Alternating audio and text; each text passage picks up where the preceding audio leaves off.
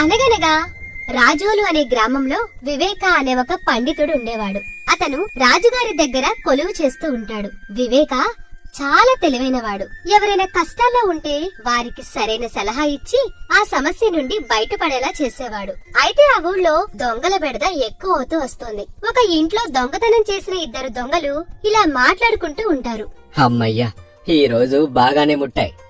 ఎక్కువ మొత్తంలో బంగారం వెండి దోచుకోగలిగాం. చూసావా, నేను చెప్పినట్టు చేయడం వల్లే ఇంత పెద్ద మొత్తంలో సొమ్ము దొరికింది. ఇవన్నీ మేము ఇంతకుముందు చేశాం లేరా. నువ్వు నిన్న కాక మనం మొదలెట్టావు దొంగతనాలు. నా చిన్నతనంలో దొంగతనం చేస్తే ఆడిని మోసుకు రాలేకపోయేవాళ్ళం. మోయడానికి ఒక గాడిదను కూడా తీసుకెళ్లేవాళ్ళం. అవును, నేను విన్నానులే నీ విజయగాథలు. నువ్వు దొంగలించేవన్నీ ఇంట్లో వంటలు చేసుకునే సత్తు పాత్రలు, బిందెలు, చెంబులు. మరవన్నీ తీసుకురావడానికి పెద్ద మూటే అయ్యేది. అందుకే గాడిదని తీసుకుని వెళ్లేవాళ్లేమో.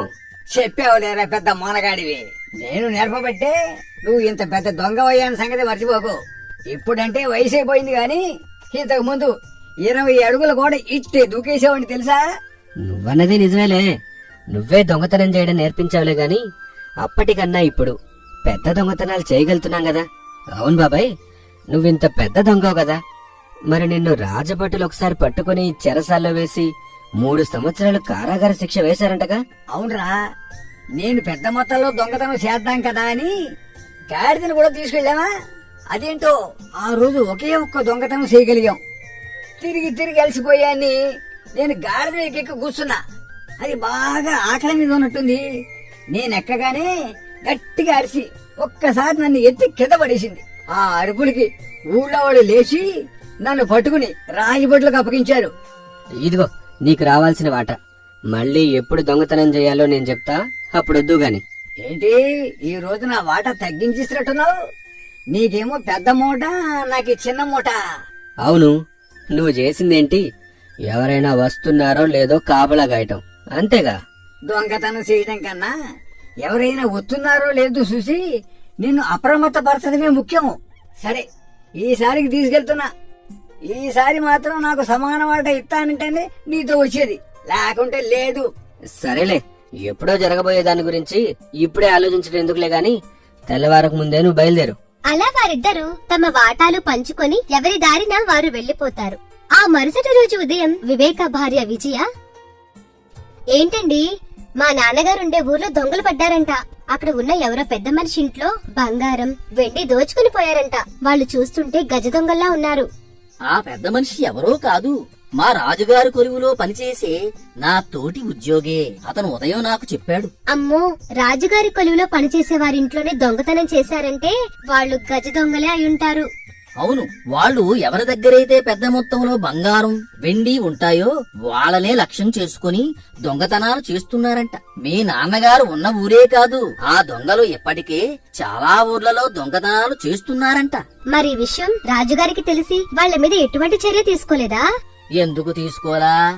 రాజుభటులను అప్రమత్తం చేశారు, కాని వారు రాజుభటులు కళ్ళు కప్పి తప్పించు తిరుగుతున్నారు. అలా ఉండగా 4 రోజుల తర్వాత వివేక ఉండే 2 గ్రామాల అవతల మళ్లీ దొంగతనం జరిగిందన్న విషయం రాజుగారి దృష్టికొస్తుంది. రాజుగారు ఆ దొంగల పట్ల చాలా అసహనాన్ని వ్యక్తం చేస్తాడు. మన రాజ్యంలో దొంగతనాలు పెద్ద ఎత్తున జరుగుతున్నాయి. వీటి మీద మనం ఎన్ని కట్టుదిట్టమైన ఏర్పాట్లు చేసినా ఆ దొంగతనాలు అరికట్టలేకపోతున్నాం. మహామంత్రి, మీరు ఏం చేస్తారో నాకు తెలియదు, కాని ఆ దొంగలను పట్టి బంధించినా లేక వారి ఆచూకీ తెలిపినా తగిన బహుమతి ఇస్తామని చాటింపు వేయించింది. ఇందు మూలముగా రాజ్య ప్రజలకు తెలియజేయనది ఏమనగా, మన రాజ్యంలో అనేక చోట్ల దొంగతనాలు జరుగుతున్నాయి. ఆ దొంగలను పట్టించినా లేక వారి ఆచూకీ తెలిపినా వారికి 1000 బంగారు నాణాలు బహుమతిగా ఇస్తామని రాజుగారు ప్రకటించడం జరిగిందని తెలియజేయడమేదహో. మనం దొంగతనానికి వెళ్లి చాలా రోజులైపోయింది. ఈసారి చేసే దొంగతనం మళ్ళీ 6 నెలల వరకు చేయాల్సిన అవసరం లేకుండా పెద్ద దొంగతనం చెయ్యాలి. ఇప్పుడు మనం చాలా జాగ్రత్తగా ఉండాలి. మనల్ని పట్టించిన వారికి రాజుగారు 1000 బంగారు నాణాలు బహుమతిగా ఇస్తానని దండోరా వేయించారు. ఈ సమయంలో మనం తొందరపడ్డం మంచిది కాదనిపిస్తుంది. వాళ్ళు మనల్ని ఎప్పటికి పట్టుకోవాలా? వాళ్ళు అంత గట్టినాగా వేసేవాళ్ళు అయితే మనల్ని ఎప్పుడో పట్టుకునేవాళ్ళు. మనం రేపే దొంగతనం చేస్తున్నాం. సిద్ధంగా ఉండండి. నేను చెప్పేది వినండి. ఈ సమయంలో మనం దొంగతనానికి వెళ్ళటం అంత మంచిది కాదు. అయినా పోయినసారి నువ్వు రాకపోయినా నీ వాట నీకిచ్చాను కదా. అంత పెద్ద మొత్తంలో బంగారం నీ దగ్గరుంది కదా. ఇంకా మనం దొంగతనాలు కొన్ని రోజులు ఆపేద్దాం. ఈ సమయంలో రాజుగారు మన మీద చాలా ఆగ్రహంతో ఉన్నారు. పొరపాటున మనం దొరికితే మనకి కఠిన కారాగార శిక్ష తప్పదు. నేను మీతో రావటం కష్టం, మీరు కూడా వెళ్ళకండి. ఇప్పుడు సొమ్ముంది కదా అని దొంగతనాలు మానేసి కూర్చుంటే ఎలా? అయినా మనం దొంగతనం చేసి 4 రోజులు పైగా అవుతోంది. ఈ పాటికి అందరూ మర్చిపోయే ఉంటారు. ఆ రాకపోతే పోయేళ్లే గాని నువ్వు నేను ఇద్దరం కలిసి వెళ్దాం. భీమయ్య నీ తోడొత్తా. ఎప్పుడు వెళ్దామో నువ్వే నిర్ణయించు. ఎప్పుడో ఎందుకు, 2 రోజుల్లో అమావాస్య రానే వస్తుంది. ఆ రోజే మనం వెళ్ళేది.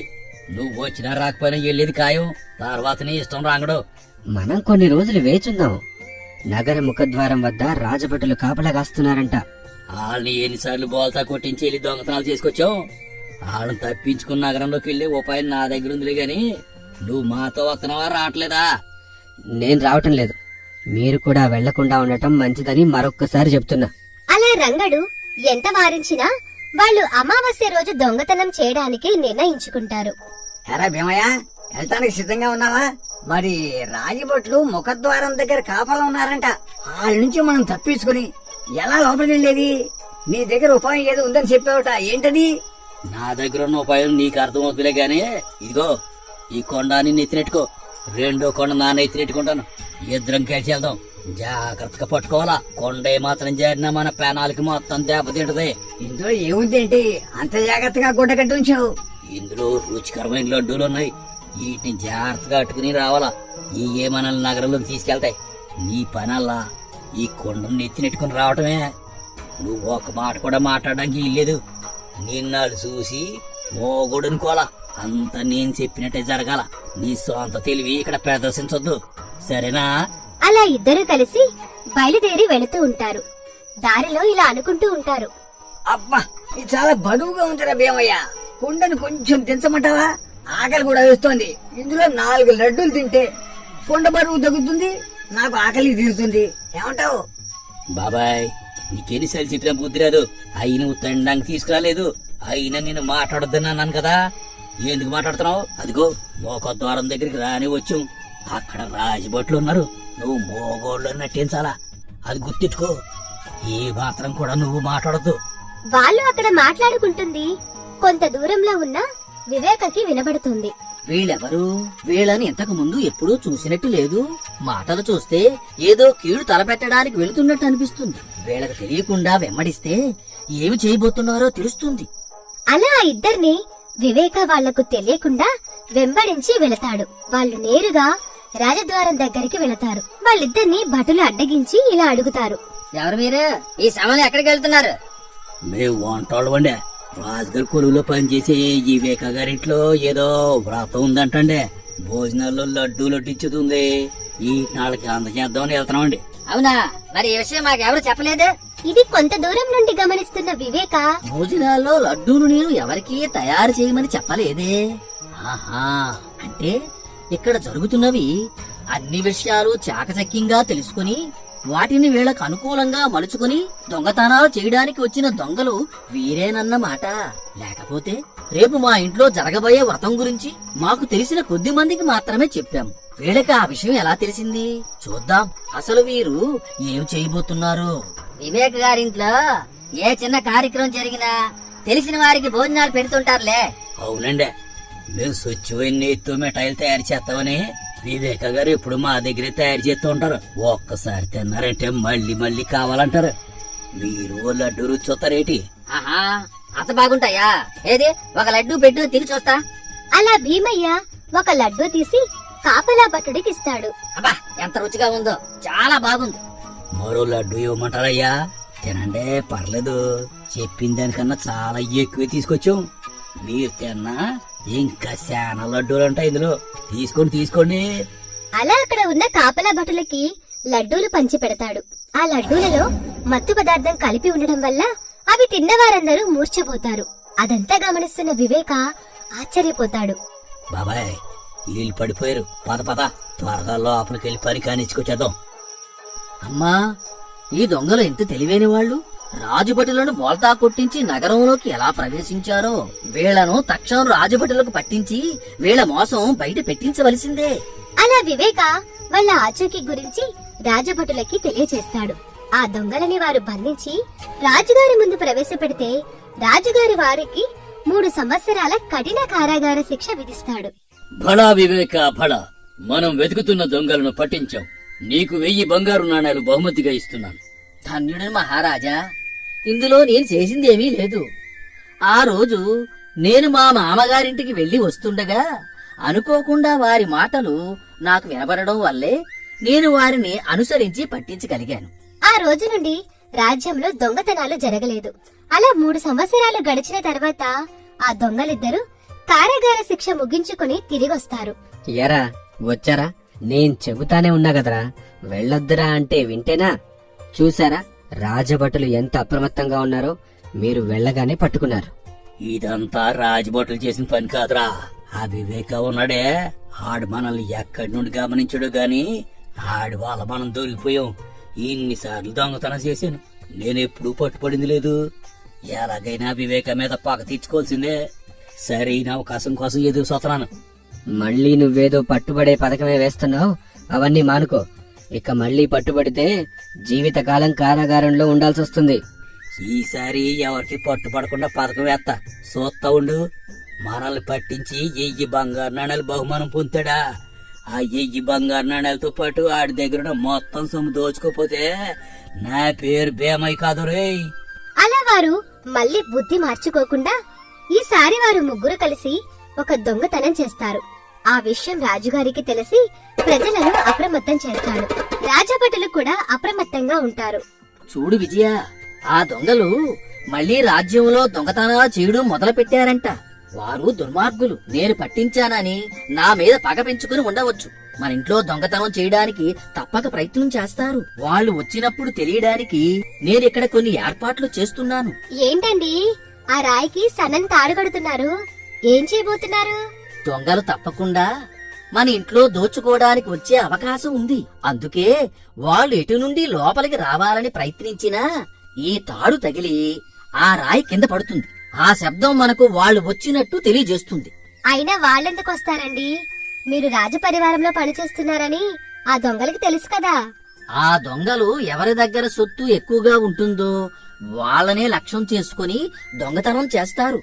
వాళ్ళు రాజపరివారంలో పనిచేసిన వారైనా సరే లెక్క చెయ్యరు. పైగా నా మీద తప్పక పగబట్టి ఉంటారు. వాళ్ళెప్పుడైనా మన ఇంట్లో దోచుకోవడానికి రావచ్చు. అలా ఆ రోజు వివేక ఇంట్లో నిద్రిస్తుండగా బయట నుండి శబ్దం వస్తుంది. ఉలిక్కిపడి లేచిన వివేక, ఏ విజయ, చూడు బయట ఏదో శబ్దం వచ్చింది. దొంగలుగాని ఇంట్లోకి వచ్చుంటారా? ఏంటండి మంచి నిద్ర చెడగొట్టారు. నాకైతే ఏ శబ్దం వినపడలేదు. అది మీ భ్రమ అయి ఉంటుంది. కాదు విజయ, నాకు బాగా వినబడింది. తప్పకుండా దొంగలు వచ్చి ఉంటారు. ఇప్పుడు ఏం చెయ్యాలి? వెనక నుండి బయటికి వెళ్లి రాజుభటులను పిలిపిద్దామంటే ఆ దొంగలు ఎటు ఉన్నారో తెలియడం లేదు. ఇప్పుడు ఏం చెయ్యాలి? వాళ్ళొచ్చుంటే అడుగుల శబ్దం వినబడుతుంది కదండి. బయట ఎవరూ లేరు గాని పడుకోండి. సరే, ఒకసారి నువ్వు బయటికి వెళ్లి చూసి వస్తావా? బయటికెళితే వాళ్ళు నిజంగా ఉంటే నన్ను పట్టుకుని కొడతారు. ఉండండి, కిటికీలో నుంచి చూస్తా. అలా భార్య కిటికీలో నుంచి చూస్తుంది. మీరు భలే వారండి. చూడండి, బయట పిల్లి దేన్నో పట్టుకొచ్చి ఇక్కడ తింటుంది. కావాలంటే వచ్చి చూడండి. అవునే, పిల్లే. ఆ దొంగలు వచ్చారేమోనని తెగ భయపడి చచ్చాననుకో. పద వెళ్ళి పడుకుందాం. ప్రతి చిన్న శబ్దానికి భయపడుతూ కూర్చునే బదులు రాజుగారికి చెబితే ఇద్దరిని కాపలాగా పంపుతారు కదా. కాపలాగా ఎన్ని రోజులని పంపుతారు చెప్పు? ఏదైనా ఉపాయం ఆలోచించి మళ్ళీ ఆ దొంగలను పట్టించి జీవితాంతం చెరసాలలో ఉండేటట్టు చెయ్యాలి. లేకపోతే వాళ్ళు ఎప్పుడైనా నా మీద దాడి చేయటమో మన ఇల్లు దోచుకోవటమో చేస్తారు.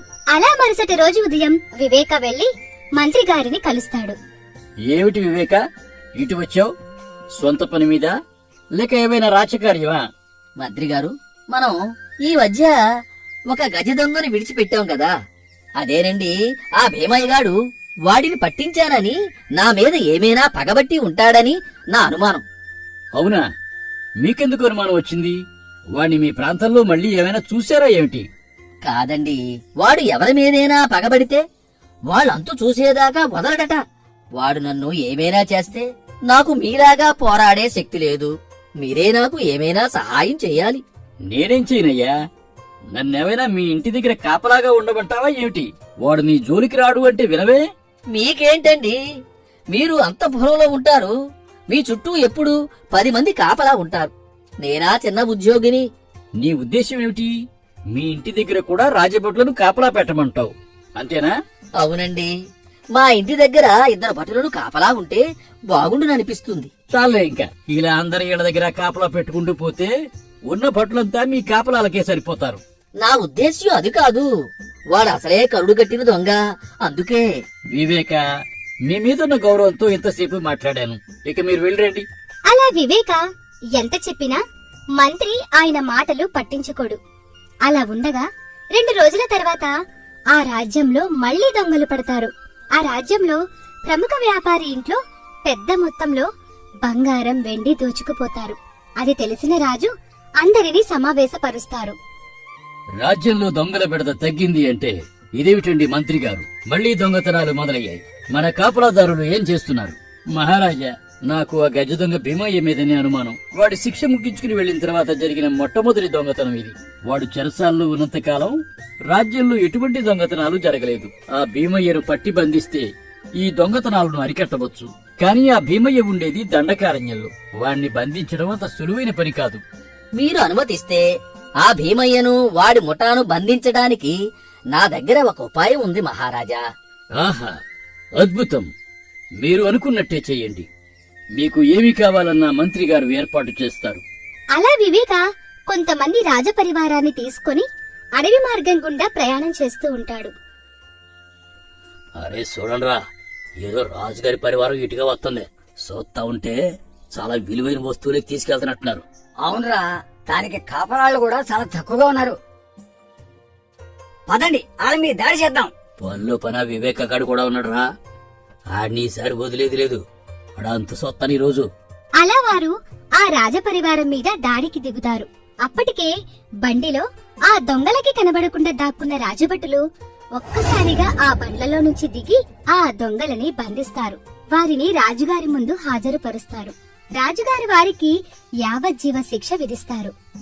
బడా వివేక బడా, మళ్ళీ ఆ బందిపోటు దొంగలను పట్టించావు. అలా అక్కడి నుండి బయటకొచ్చిన వివేక అమ్మయ్యా, వాళ్ళు వచ్చి ఎప్పుడు నా మీద దాడి చేస్తారా అనే భయం ఇప్పుడు లేదు. ఇంకా ప్రశాంతంగా నిద్రపోవచ్చు.